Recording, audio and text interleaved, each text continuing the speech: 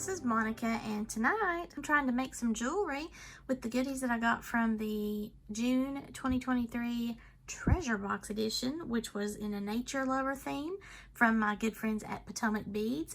I've decided to create a pendant, and I'm just kind of playing around with some ideas. I like the thought of using some of these Miyuki seed beads and nestling the fossil shell bead in there in the center as opposed to putting an image on there. I don't know if you can tell, but it's picking up the colors from the bead, and then it's acting like a frame in there. So I think I like that because it gives that texture and sparkle. So I mean, I've only got one more of those fossil beads. I would just need to order some more if I wanted to do a pair of matching earrings and a bracelet and all that. So I'll of course have all this linked below if they are still available on the website. But I think that's what I want to do because I love how this picks up the bluish and greenish colors in that bead, and I think it looks cool. I think it's a way to really marry the glass and the wood and also have that color kind of lighten up the dark wood. So I'm playing around with my tweezers, these handy dandy tweezers that Potomac Beads gave to us, because I want to make sure all of the little beads will fit. And then I've got to decide which glue I'm going to use. So I have several different types of glues, as you can see here. We're going to look at some of them. First off, you all might be most familiar with the glossy accents. So this gives a little bit of dimension to whatever you're working with. Typically, I use this when I'm making photo pendants. It's very handy. I've had this for a long time. Next up is Glamour Seal. Now, I use this a lot of times for my photo jewelry. This is great for inkjet printers that you're making your prints with, so it doesn't smear whenever you're trying to put the glue on top of an image. And it does dry very clear, so I do like that. You got to be careful to make sure you get all of your air bubbles out if you're using one of those glass cabochons to go over top of your picture. But otherwise, this has really been handy for several of my pendant projects that I've used, so that's a possibility. And it also works on several different types of mediums, like your metals and your glass and all of that. Then next up, we have some diamond glaze. This is a water-based dimensional adhesive, and you can put all kinds of stuff in it, glitter and everything. This will work on your plastics, your papers, vellums. It's just all kinds of stuff, beads and glass. This is something that you could do if you wanted a little bit of a raised glass-like finish for your photo pendants. I have used that many a time. I have this. I think I've used this one time. I saw another crafter using it, but it has a very strong transparent drying glue to it.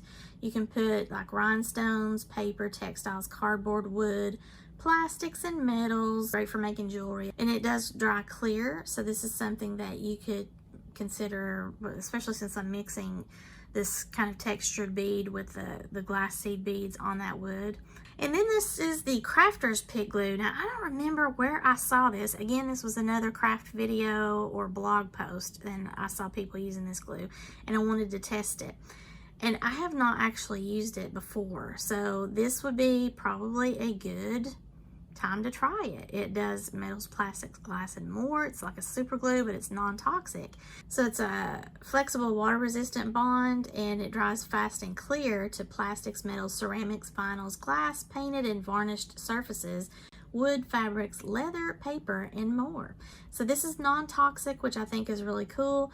It replaces toxic glues, cements, and hot glues, and it's a universal household glue, but a lot of crafters love this because it's so versatile. So I think I'm just going to probably use this to get all of my little beads in there. And then of course, if I wanted to, I could put a little bit more over top, but I think ultimately what I want to do is I just want to make sure everything is nestled in the glue. So I think that would look really cool. I don't want to cover that up and make a domed. Now again, you've got all sorts of possibilities with this dark wooden pendant. You could paint it. You could do all sorts of things with texturizing. You can do images. You can do whatever you want to with it. But I just really love the look of that fossil bead. So that has the bicones and the seed beads kind of evenly spaced out-ish. I had to put 2 extra seed beads, and I wound up doing that here at the top of the pendant to balance it out a little bit more so it's closer together on the bottom here. It's almost like I'm making a beaded mosaic.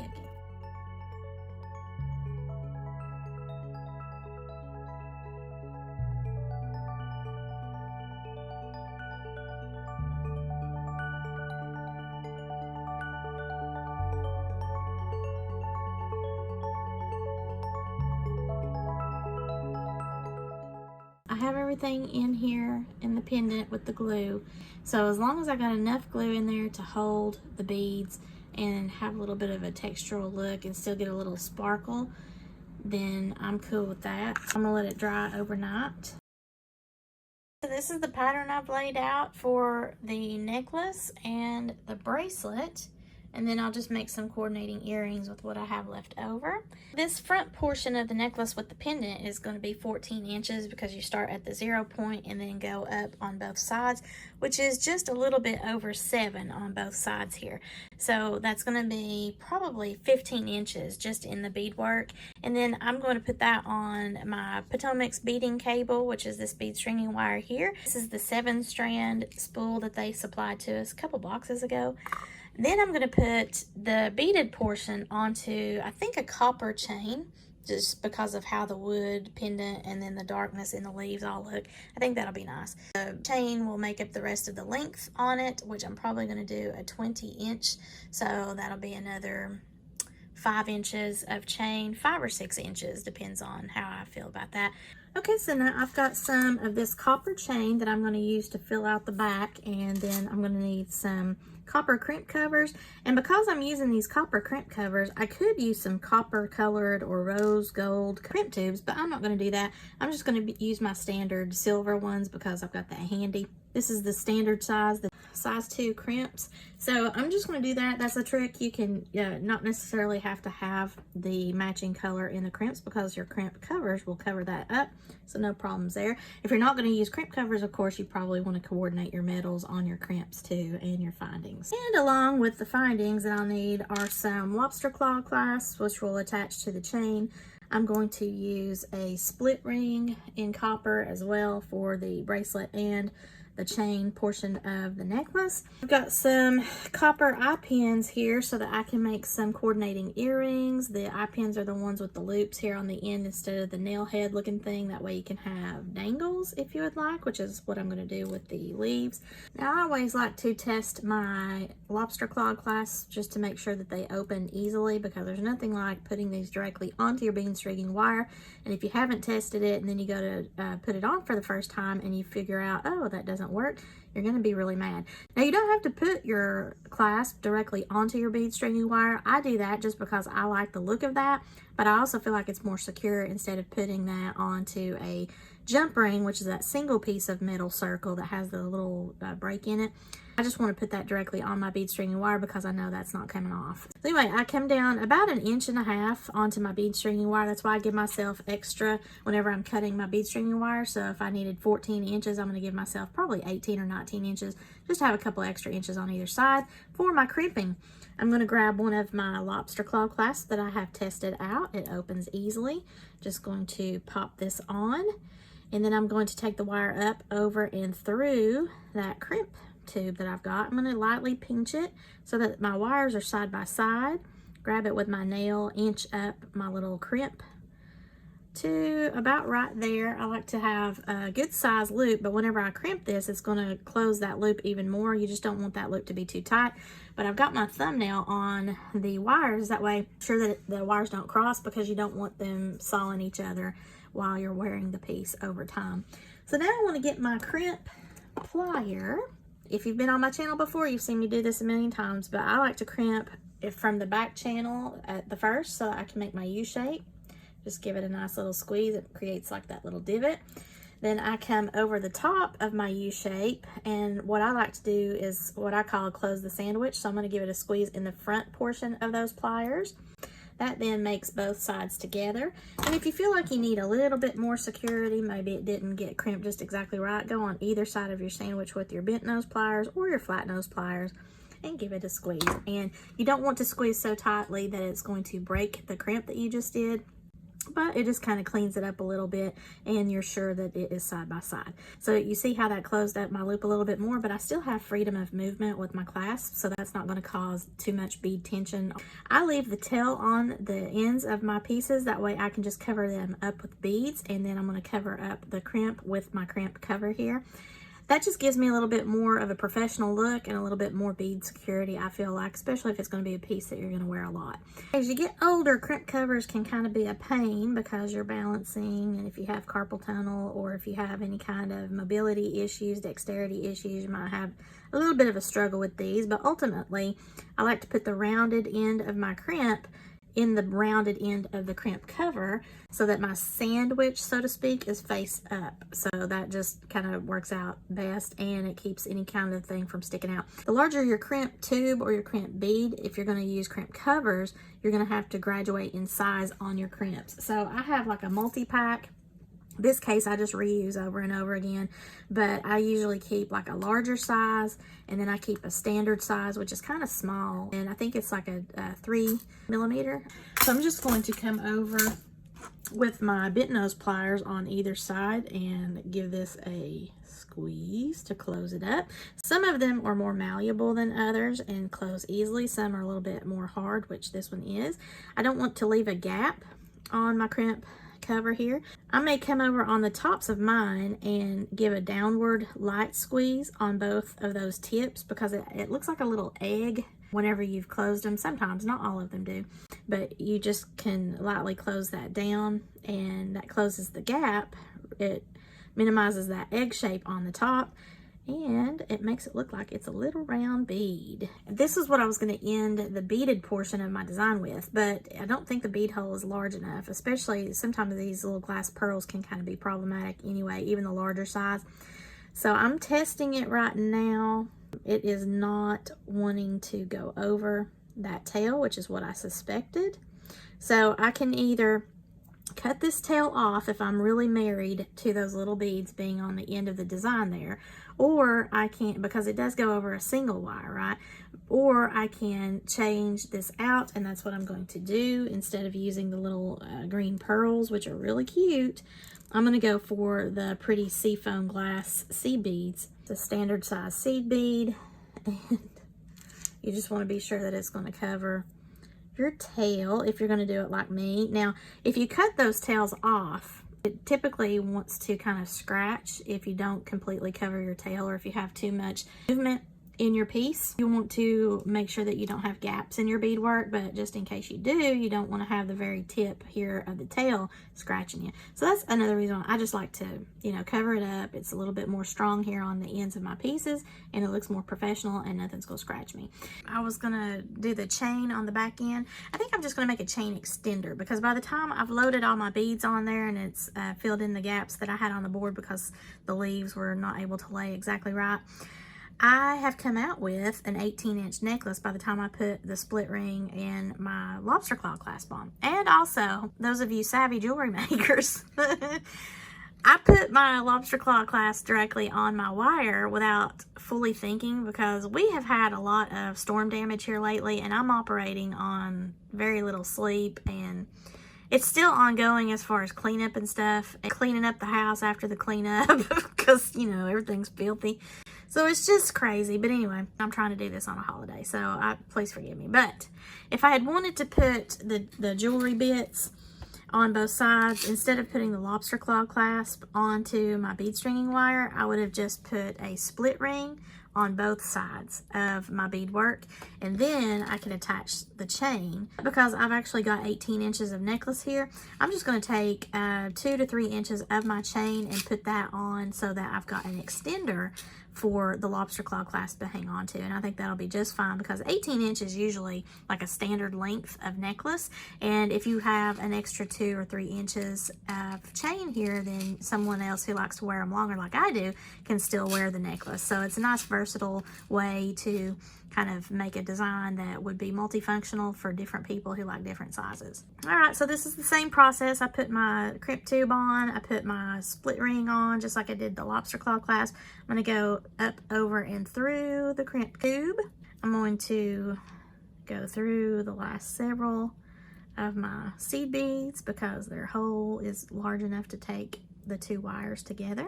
I'm going to go ahead and pull the last larger bead through since it's just easier to deal with. Now you don't have to, I mean usually if you go through like the last 3 or 4 beads that's fine, but I had a lot of tail left over, so it gives me a little bit more leverage. So I'm just going to grab hold of this tail, I'm going to grab hold of the split ring, and then I'm going to just pull the slack out. And then I want to be mindful again of the loop over here, and then take the gap out as much as possible. There's still going to be a little bit of one since I've not cut my wire off yet, but just to get all of the gaps out of the beads. I don't want it to be really tight. I'm going to pull this up gently and just be sure I don't have any bead gaps, like any loosey-goosey beads. I don't. My loop is a little bit small, but because I have this gap down here on the beads, I'm going to just take my fingernail and pull that down. That makes my loop a little bit more exposed. And so by the time I cut this tail off and crimp this, I'm still going to have a nice loose loop up here. It's not going to be too tight, so I think we're good to go. So now I'm just going to grab my crimper and put that in the back channel right here. Give it a nice good squeeze. That creates that U-shaped divot. Come over the top, go into the front.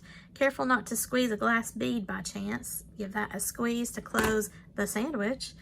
And you can see that's nice and closed. I'm still going to come over the top, squeeze it with my bent nose pliers. And then this tail that's sticking out, I'm going to take my flush cutters, take the back of the flush cutters. This is where you kind of have to balance it. Go towards the back of the bead where the wire is sticking out. Cut that off so that you can throw that away. And then make sure that you don't have anything stuck out of the bead you just cut that off of. And if you do, you just wiggle it into the next bead here. And then it is all nice and closed up and hidden. So I've still got a good size loop. Everything's nice and loose over here as far as my split ring. And I'm going to cover my crimp now with a crimp cover. I'm just going to take my round nose pliers. I'm going to go right here in the center of that crimp cover. I'm just giving it a squeeze. That way it opens it up a little bit more there in the center. And I should now be able to strategically balance to get my crimp in there. Yeah, there we go. Take my bent nose pliers and give it a squeeze so that I can close that over the crimp. That created an egg shape there, so I'm going to do my other trick and just go on the top of both of those ends to push down a little bit. I'm not flattening anything, I'm just making it look like a round bead. We're good to go. And this is the way I would be putting it on, so that the back side of my pendant is resting on my chest. And since I'm right-handed, that's where I like my lobster claw clasp to be, on the right-hand side as I'm actually putting it onto myself. So that's something to consider when you're using these bead boards that I forgot to mention. If you are laying out your design, and that includes the clasp, because the clasp is going to eat up your spacing in the amount of inches of beadwork that you're going to have, and your findings need to be incorporated in that.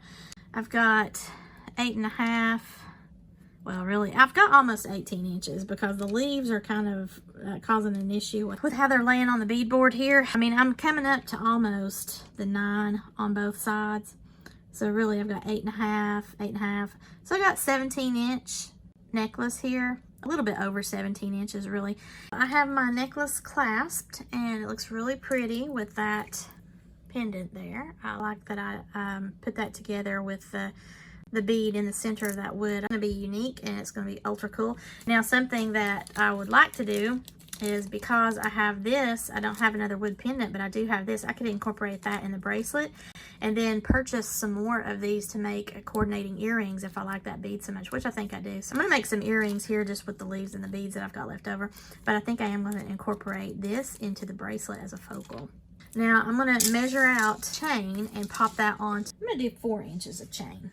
I'm going to just grab hold of this split ring right here and then close the chain link back just like you would a jump ring. So I've got the left hand side with my flat nose pliers. It's a little bit difficult to do because of the way the chain link is, but I just pulled that back towards myself. I want to make sure I don't have any kind of gap, and I'm going to give it a little bit of a squeeze there on the very top to just be sure it's in line, and it is.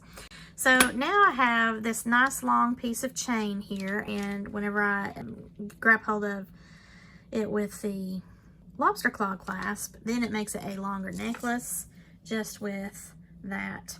For those that like to wear a shorter necklace, this chain is just going to hang down in the back of their neck. That might bother them, you know, it might tickle or whatever. I also like to incorporate a little bead on the end of some of my extenders, so that's a personal preference. It just helps to keep this extender weighted down a little bit. Something small, you don't want something huge.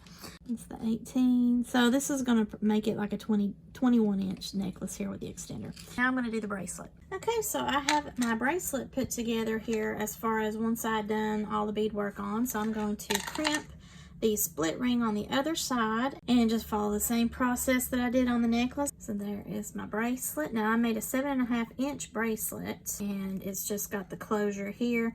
There's no huge gap in my beadwork. It coordinates really prettily with that necklace, and I am glad that I actually used the other bead here for the focal because that looks really cool.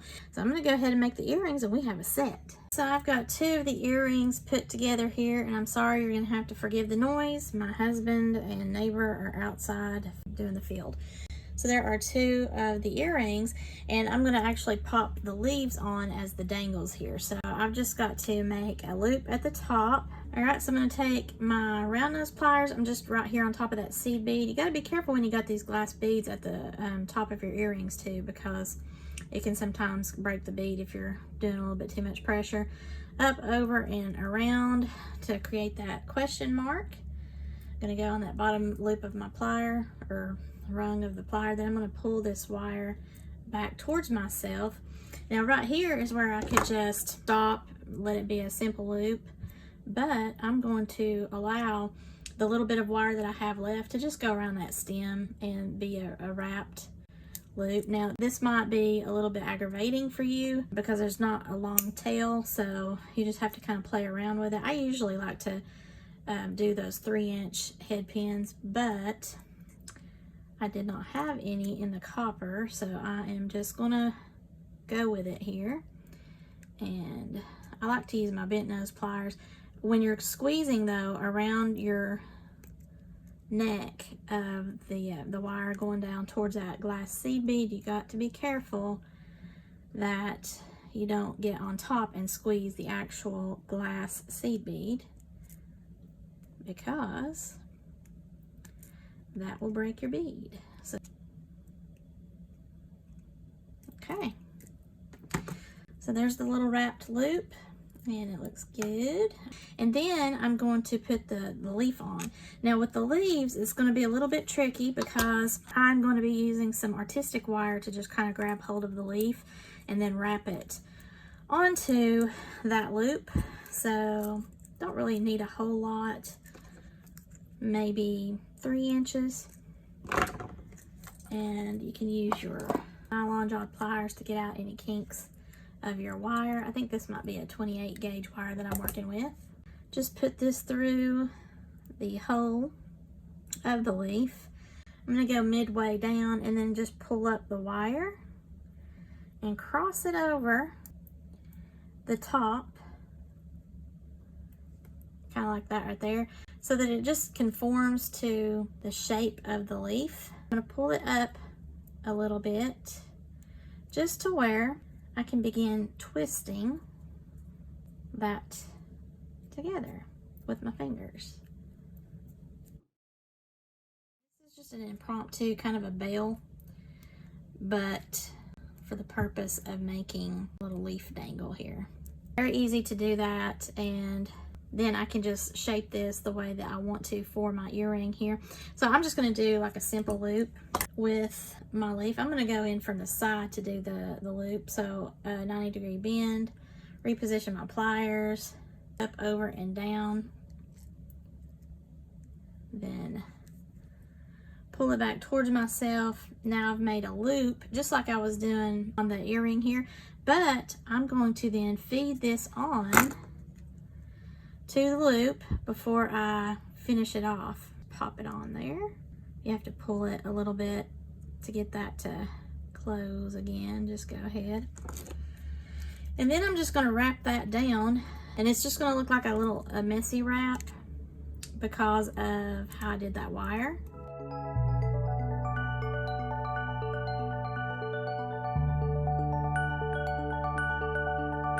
gonna come over here with my flush cutters, go right up against where I want to cut that off. And then if I need to, with my bent nose pliers, come over the top, push that down. May play with it a little bit. So if you don't want your leaf hanging a certain direction, you're gonna have to play with how you're doing your loops a little bit. But I think that this is cute. So if you wanted to, you could turn this to the side. You can make your loops go just by turning the loops. And then just put it on an ear wire. So it's this direction because of the way my wraps are. Okay, so there's a little earring. Now the way that it's hanging just naturally, the leaves are not front facing. So I'm going to go ahead and fix my loop to where it's going to go front facing. I'm just going to twist this like that. It's going to be front facing. Yay me. Decided I'm going to make a dangle for my chain extender. So I'm using my one-step looper tool. Just using a flat nail head pin and one of the green beads. Give it a squeeze.